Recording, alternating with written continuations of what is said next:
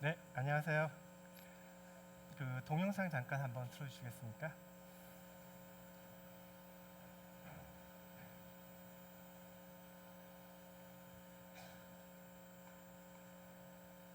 네, 안녕하세요. 메시아 벤젤스의 이태경입니다. 식사들은 다 잘 하셨나요? 반갑습니다. 네. 동영상 잠깐 부탁드릴게요. 다음 페이지.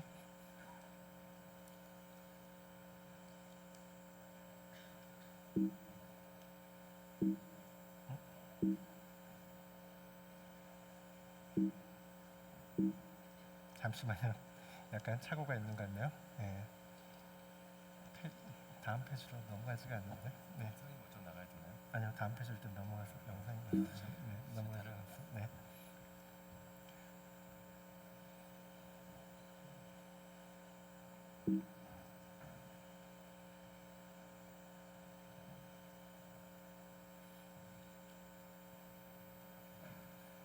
페이지를 잠깐 좀 넘겨주시겠어요? 이게 넘어가지가 않는데.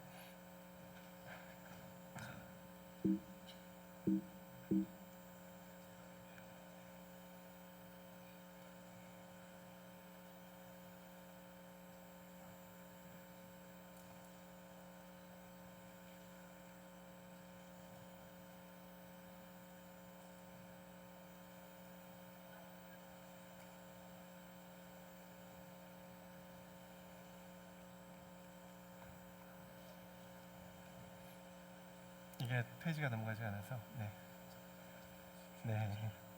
잠시만 좀 기다려주시기 바랍니다. 네. 예.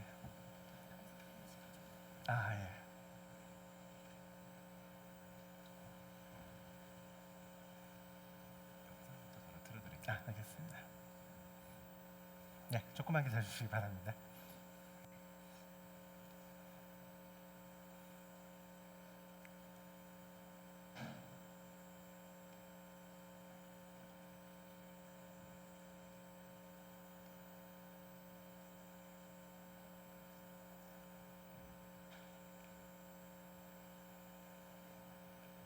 아니요, 바로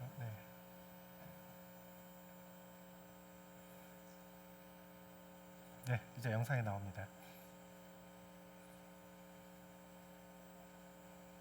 아마 이 동영상 보신 분들 계실 겁니다. 스페이스X의 펠콘 9이라는 로켓인데요. 네, 스페이스X에서 이제 야심작으로 만든 로켓으로 해상 착륙을 4번이나 실패하고 마지막 5번째 성공시키는 그런 장면이 되겠습니다. 사실 저는 그때 이 동영상을 보면서 상당히 벅찬 느낌을 받았어요. 왜냐, 저렇게 SF에서 나 볼 수 있는 것을 내가 현실에서 드디어 보다니. 이런 식으로 어떻게 보면 혁신적인 기술이었죠. 네. 제가 컨텐츠 진흥원으로부터 이 강연을 제가 요청받았을 때 사실 처음에 조금 고민을 했습니다. 제가 이제 혁신이라든지 이런 약간 좀 추상적인 것에 대해서 제가 말을 잘하는 편은 아니거든요. 그러다가 제가 혁신의 사례 몇 가지가 제 머리에 떠올랐고, 그리고 그런 혁신의 사례들을 제가 개인적인 차원에서 정리하다 보니까 약 4가지 정도의 혁신을 이루는 조건을 한번 제가 스스로 정리를 해봤습니다. 오늘은 그것을 여러분께 말씀드리려고 합니다. 물론 제가 말씀드리는 것 외에도 여러분들이 생각하시는 또 다른 혁신의 조건이 있을 수 있을 겁니다. 먼저 혁신의 사전적 의미부터 한번 보도록 하겠습니다. 보통 경영학서적에서 보면 혁신은 프로세스형 어떻고 저쩌고 이런 식으로 좀 복잡하고 그렇게 이야기를 하는데, 간단하게 먼저 국어사전과 영어사전에서 혁신의 단어의 의미를 한번 가져와 봤습니다. 먼저 국어 사전을 살펴보면 혁신은 묵은 풍속, 관습, 조직, 방법 따위를 완전하게 바꾸어서 새롭게 함. 그리고 영어로 innovation은 a new idea, method or invention, the introduction of a new ideas or method. 뭐 이렇게 좀 설명을 하고 있는데요. 두 가지 다 보시면은 공통점은 뭔가 새로운 것이라고 볼 수 있겠죠. 이러한 새로운 것, 혁신은 경우에 따라서는 아주 단기적인 파괴적인 혁신을 만들기도 하고, 또 경우에 따라서는 아주 장기적으로 여러분도 모르는 사이에 생활 속에 녹아들어서 하나의 혁신이 되기도 합니다. 제가 생각하는 첫 번째 혁신의 조건은 꿈, 그리고 열정, 그리고 실행입니다. 이 포스터 아마 보셨나요? 영화 보신 분들도 계실 겁니다. 그 월트의 상상은 현실이 된다인데요. 사실 이 영화의 실제 원제는 다릅니다. 하지만 이 제목이 마음에 들어서 제가 여기 포스터를 가져와 봤는데요. 월트의 상상은 현실이 된다. 멋진 말이죠. 여러분의 상상은 현실이 되고 있습니까? 앨런 머스크, 최근에 가장 핫한 이슈의 인물 중에 하나입니다. 어떻게 보면 혁신의 아이콘이라고 볼 수 있는데요. 예전에 이제 페이팔을 운영하셨고, 그 다음에 좀 전에 보신 그 펠콘 9 로켓을 만든 스페이스 X, 그리고 또 자율주행 전기 자동차를 만들고 있는 테슬라, 또 최근에는 어떻게 보면 아직 먼 미래의 기술처럼 보이는 하이퍼루프, 그리고 또 마지막으로 얼마 전에는 바로 지구와 화성 간의 행성 간 수송 로켓이라는 원대한 꿈을 발표를 했습니다. 앨런 머스크는 이렇게 아직까지 꿈이 진행 중이긴 합니다만, 이러한 앨런 머스크의 상상은 아까 보신 펠콘 9 로켓을 비롯해서 하나씩 이제 현실이 되어 가고 있습니다. 앨런 머스크가 어릴 때부터도 여러 가지 꿈이 많았지만 단순히 꿈과 열정만을 가진 것이 아니라 꾸준히 이것을 실행에 옮겼기, 그리고 또 진행을 했기 때문에 이러한 결과를 가져올 수 있었던 거죠. 어떻게 보면 그 중에 일부는 많은 사람들이 무모하다고 했었지만 한 걸음씩 이제 성공을 향해서 다가가고 있습니다. 또 다른 그 혁신의 아이콘은 뭐 너무나도 유명하신 그 스티브 잡스시죠. 이분은 정말 일생을 통해서 많은 혁신적인 제품을 만들어내셨습니다. 여기 왼쪽에 보이는 매킨토시는 이러한 그 혁신적인 제품 중에서도 개인적으로도 좋아하는 제품인데요. 그 전까지만 해도 IBM PC는 이렇게 키보드로 하나씩 명령어를 타이핑해야만 되는 어려운 구조였는데, 매킨토시는 그래픽 유저 인터페이스와 마우스를 이용해서 일반인도 쉽게 클릭 앤 드래그로 쉽게 이제 컴퓨터를 처리할 수 있었습니다. 어떻게 보면 그 잡스가 예전부터 꿈꾸던 전문가가 아닌 일반인도 쉽게 쓰는 컴퓨터를 만들자라는 것을 결국 이룩해낸 거죠. 그리고 또 잡스는 애플에서 떠나자마자 다시 루카스필름의 3D 사업 부문을 인수를 합니다. 그리고 3D 애니메이션에 집중을 하고 토이스토리라는 걸작을 또 만들어내죠. 그리고 나서 픽사는 지금까지 계속 디지털 애니메이션의 새로운 신화를 계속 쓰고 있습니다. 마지막으로 여러분도 누구나 잘 아시는 아이폰입니다. 이 아이폰으로 인해서 현재 애플의 시총이 세계 1위가 될 수 있었죠. 혹자는 말합니다. 잡스가 새로 만든 게 뭐가 있냐? 애플이 세계 최초로 만든 기술이 뭐가 있냐? 네, 맞습니다. 매킨토시 실제 그래픽 유저 인터페이스는 제록스 스타 워크스테이션에서 가져온 거죠. 또한 아이폰의 많은 기술들도 알고 보면은 그 전에 이미 PDA와 휴대폰을 결합하려는 여러 가지 제품들이 시도가 있었습니다. 다만 차이점은 기존의 제품들은 모두 다 실험적인 제품에 그쳤지만 잡스는 고객과 그리고 제품에 몰입함으로써 이것을 실험적인 제품이 아닌 완성도가 높은 제품으로서 대중적인 제품으로 결국 실현시킨 거죠. 결국은 꿈이 아니라 단순히 꿈이 아니라 실현을 했다는 것이 중요한 겁니다. 앨런 머스크가 이야기했습니다. 정말 중요하다고 생각하는 어떤 일이 있다면 그것을 계속 밀고 나가야 한다고요. 여러분도 꿈이 있으시면 한 가지쯤은 도전해 보시기 바랍니다. 그 다음으로 제가 생각하는 혁신의 그 주요 요소는 바로 잉여입니다. 잉여하면 왠지 사람들이 쓸데없는 것 또는 뭔가 덕후 이런 것들을 많이 좀 연상하실 텐데요. 여기서 제가 말씀드리고자 하는 잉여는 그러한 좁은 의미의 잉여가 아니라 보다 넓은 의미의 어떻게 보면 여유를 뜻하는 것이라 볼 수 있겠습니다. 아마 IT 분야에 계신 분은 유닉스를 다 아실 거예요. 뭐 IT 분야에 안 계시는 분도 아마 유닉스랑 다 관련이 있으실 텐데, 리눅스랑 그리고 BSD가 다 유닉스의 계열입니다. 그리고 맥 OS가 이러한 BSD 기반에서 다시 맥에 재구성한 OS죠. 마지막으로 여러분이 쓰시고 계시는 아이폰의 iOS는 이러한 맥 OS를 모바일 기기에 최적화시킨 겁니다. 결국은 여러분이 쓰는 아이폰의 iOS가 이런 유닉스의 증손자라고 보시면 돼요. 그럼 이게 어떻게 탄생되었느냐? 상당히 흥미롭습니다. 이 왼쪽에 계신 분이 이제 캠 톤슨이라는 유명한 개발자신데요. 이분이 상당히 뛰어나셨는데, 이분이 이제 게임을 상당히 좋아하셨어요. 그래서 오른쪽에 보시면 옛날에 어떤 올드한 컴퓨터에서 돌아가는 스페이스 트래블이라는 게임이 있었습니다. 어떻게 보면 상당히 좀 재미없어 보이죠. 요즘 기준으로 그래픽이 화려하지도 않고.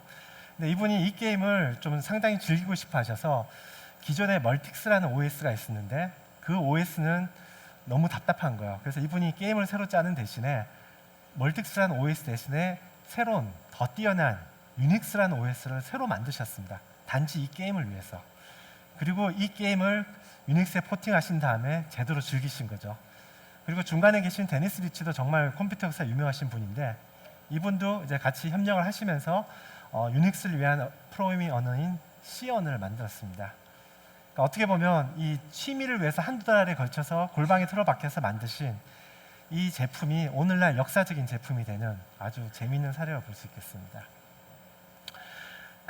올 봄에 가장 큰 화두 중에 하나가 IT 쪽에 이 알파고와 이세돌 구단의 대결이었을 거예요. 1997년에 이미 슈퍼컴퓨터는 체스에서 인간 챔피언을 이겼습니다. 하지만 바둑은 그 이후에도 약 20여 년간 최후의 인간이 더 컴퓨터보다 뛰어난 보루였죠. 왜냐? 체스에 비해서 바둑의 경우의 수는 무한에 가깝기 때문에 그 20년 동안 컴퓨팅 파워가 아무리 발달했었어도 아직까지 바둑이 인간을 이길 수가 없었던 겁니다. 하지만 이것을 해결한 핵심 알고리즘이 바로 딥러닝이고, 결국은 딥러닝에 기반한 알파고가 이세돌 구단을 이기게 됩니다. 근데 이 딥러닝의 기초를 보면 1950년대쯤에 아주 기초적인 이론이 나왔고요. 그리고 계속 발달을 하다가 1990년대에 들어서서 큰 벽에 갑자기 탁 부딪히게 됩니다. 그래서 기술적 한계에 부닥친 많은 연구자들이 딥러닝의 분야를 떠나게 돼요. 다른 분야로 갔어요. 그 와중에 지금 화면에 보시는 토론토 대학의 제프리 힌턴 교수님이 거의 홀로는 아니지만 거의 홀로 가깝게 이 분야에 남으셔서 90년대부터 계속 현재까지 이 인공지능과 이 뉴럴 네트워크를 계속 공부를 하셨어요. 연구를 하시고. 그러시다가 2006년에 딥러닝의 논문을 내시고, 그리고 2012년에 이미지 인식 대회에서 딥러닝을 통해서 결국은 우승을 하게 됩니다. 여기서 이제 아실 수 있는 거는 주위의 사람들이 다 말렸어요. 왜 그렇게 되지도 않을 때 시간 낭비하지 말고 다른 연구나 하지. 하지만 이 힌턴 교수님은 이런 미래에 대한 장기적인 비전을 가지고, 어떻게 보면 단기적으로는 잉여로 보일지 모르지만 장기적으로 잉여가 결코 아닌 이런 기초과학을 꾸준히 연구를 하셨기 때문에 이런 딥러닝의 사례가 나올 수 있었던 거죠. 그게 아니라면 오늘날의 알파고는 있을 수 없었을 겁니다. 그리고 또 하나 이제 여러분들 많이 아시는 걸 텐데요. 3M의 포스트잇입니다. 원래는 초강력 접착제를 만들려고 했었는데 실패하면서 초양력 접착제가 만들어집니다. 근데 재미있는 두 가지 특징이 있었습니다. 하나는 이렇게 뗐다가 붙여도 흔적이 남지가 않아요. 그리고 두 번째는 재사용이 가능합니다. 그것을 오른쪽에 이제 보시는 이 아스프라이라는 엔지니어가 이걸 재미있는 아이디어를 가지고서 성가대에서 찬송가를 부를 때 찬송가 책에다가 종이를 꼽아놓으니까 자꾸 떨어져서 이 접착제를 활용한 거예요. 그래서 거기다 딱 표시를 해놓는 건데, 이것이 오늘날의 이제 포스트잇의 전신이 되고, 이후에 포스트잇은 세계적인 베스트셀러가 됩니다. 어떻게 보면 이제 실패로부터 우연히 성공이 되기도 했고, 또 다른 면에서는 엉뚱한 아이디어로부터 성공이 된 케이스라고 볼 수 있습니다. 여기서 우리가 알아야 될 건 무엇이냐? 결국은 취미생활 또는 장기적인 이런 기초과학, 단기적으로 이런 잉여로 보일지 모르지만 결코 잉여가 아닌, 그리고 마지막으로 이런 엉뚱한 아이디어 같은 잉여력과 그리고 여유로부터 혁신이 나올 수 있다는 거죠. 어떻게 보면 저희도 이제 앞으로 여유롭게 살아야겠습니다. 혁신을 위해서. 그 다음에 이제 세 번째는 뭐 창의성과 영감이라고 볼 수 있겠습니다. 흔히들 많이 들으셨을 텐데 사실 원래 본뜻 자체는 상당히 창의적이지만 너무 많이 남용되다 보니까 좀 진부해 보이긴 합니다만 역시 혁신을 이루는 주요한 요소가 되겠습니다. 코닥의 사례를 한번 보도록 하겠습니다. 코닥이 여기 좌측 상단에 보이는 디지털 카메라를 세계 최초로 1975년에 개발을 하였습니다. 하지만 아이러니하게도 코닥은 디지털 카메라에 밀려서 얼마 전에 파산 신청을 했었죠. 물론 다시 이제 지적재산권 팔고 청산은 되었습니다만 왜 그렇게 되었을까요? 왜냐하면 기존의 폴라로이드를 포함한 이런 아날로그 필름에 계속 몰입이 되어 있어서 디지털 트렌드가 바뀌었음에도 불구하고 그걸 깨닫지 못하고 또 기존의 본인의 어떤 과점 시장을 놓치기 싫어서 뺏길까봐 스스로 겁을 내면서 이런 디지털 카메라에 적극적으로 뛰어들지 못한 게 실패의 요인이었거든요. 그죠? 그러니까 이 말은 뭔가 하면 기존의 어떤 관행을 벗어나지 못하고 새로운 트렌드를 깨닫지 못하면 이제는 혁신은커녕 잘못하면 생존조차 힘들다라고 볼 수가 있겠습니다. Think different, 뭐 많이 들어보셨을 거예요.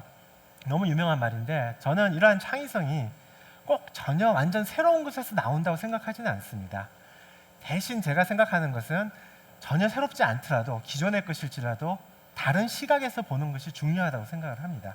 다른 시각에서 창의성과 혁신이 나올 수 있다는 거죠.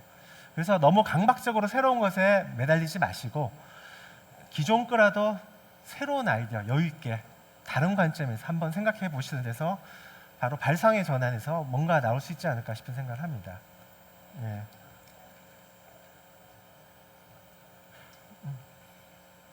중간 페이지가 페이지가 좀 섞였네요. 네.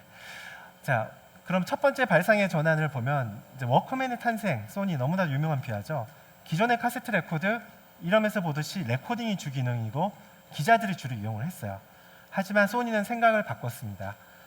이걸 이 기존의 카세트 레코드를 잘 활용해서 사람들이 걸어가면서도 편리하게 언제든지 원하는 음악을 들을 수 있도록 해보자. 그래서 녹음 기능을 과감하게 뺐고요. 그리고 휴대성을 키우기 위해서 스피커를 뺐습니다. 대신 헤드폰으로 고음질의 음악을 제공을 했고 결과는 세계의 히트 상품이 되었습니다. 발상의 전환이 낳은 좋은 사례 중에 하나죠. 그리고 또 하나는 웹메일입니다. 인터넷 초창기에는 메일 클라이언트 프로그램을 여기 왼쪽에 보시는 것처럼 현재로 보면 오피스 아웃룩하고 비슷한데 이걸 꼭 까셔야 됐어요. 까시고 여기서 설치를 하고 그 다음에 본인의 PC로부터 서버로부터 이제 본인의 PC로 메일을 다운받았으면 볼 수 있었어요. 어떻게 보면 이제 설치도 해야 되고 그리고 경우에 따라서 팝스를 쓰면 아이맥과 달리 다른 PC에서는 또 그 메일을 못 봐요. 이런 불편함이 있었는데 웹메일은 여러분이 아이디와 비밀번호만 있으면 세계 어디서나 웹만 있으면 로그인할 수 있고 그리고 설정도 필요 없이 편리하게 쓸 수 있었습니다.